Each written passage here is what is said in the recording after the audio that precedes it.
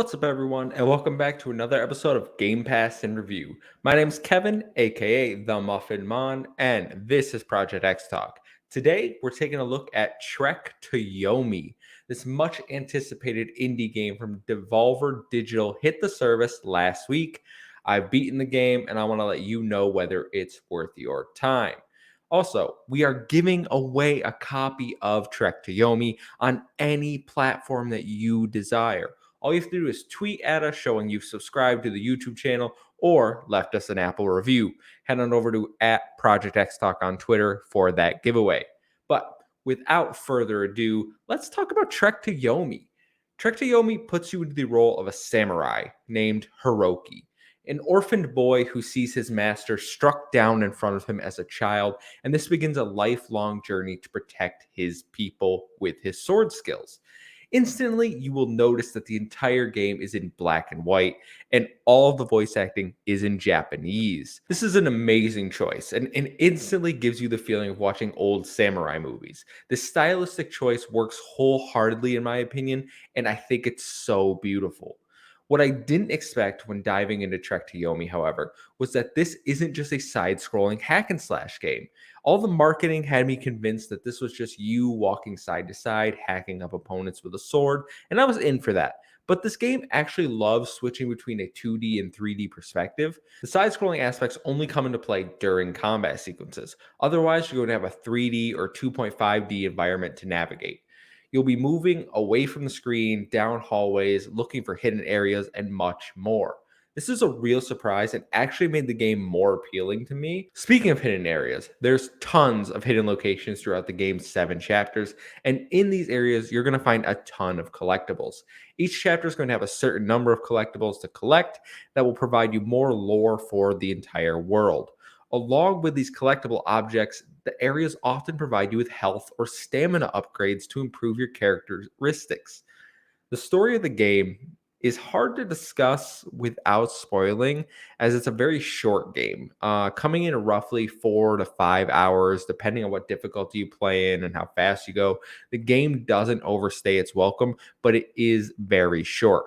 The basic plot of the game is that Hiroki, after witnessing his master's death, sets out to protect his people and the woman he loves from groups of bandits.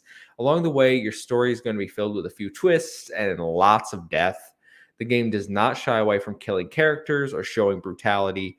The game also adds a supernatural element in the later chapters, which was surprising and unexpected, but I think ultimately works in the context of this game.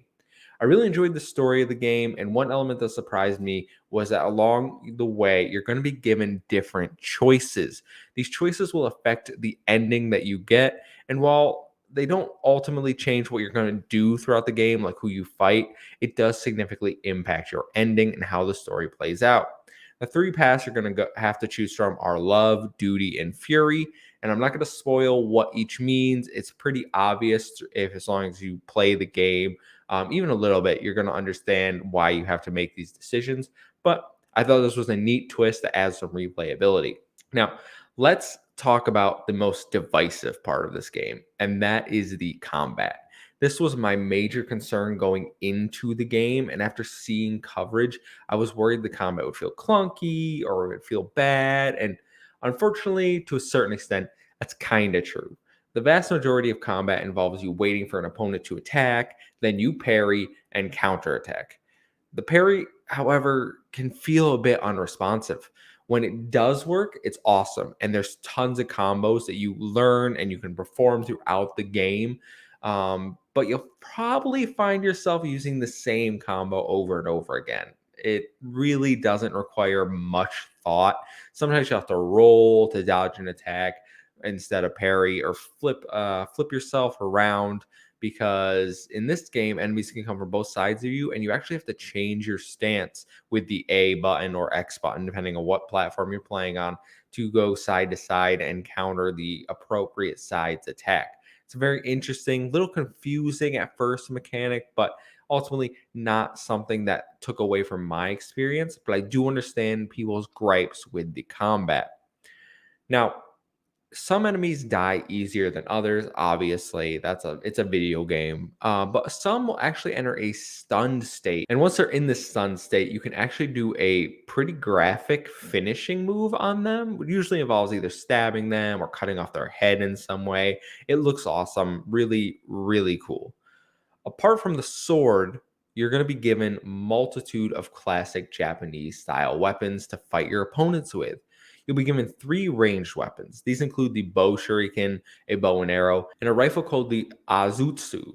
This will be necessary in certain situations where the bow and arrow can be used to shoot enemies riding horses, while the Azutsu might be beneficial if multiple enemies are walking in a line, as this rifle can go through multiple enemies. While the combat is simple in Trek to Yomi, I think due to the length of the game, it never really bothered me. I never felt annoyed or frustrated during a combat situation. I think the game is beautiful, so most of the time I was really focused on that. It's visually stunning with some of the camera angles you're given and the imagery you're shown on screen. I can't get over how gorgeous this game is, especially for an indie game.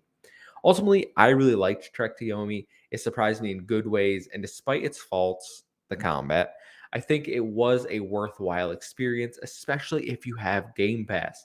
The story, visuals, and length of the game make this an easy recommendation for me, but let me know your thoughts down below. Make sure to enter our giveaway for the game and hit the subscribe button as we're closing in on 1,000 subscribers. We need all the support we can get. We're almost halfway there. Anyway, I've been Kevin for Project X Talk. You can follow me at the Muffin Man on Twitter. It's a 1-7I and an 0-7A. Make sure to head over to Project X Talk, check out all our latest videos and our giveaway. But until next time, goodbye, guys.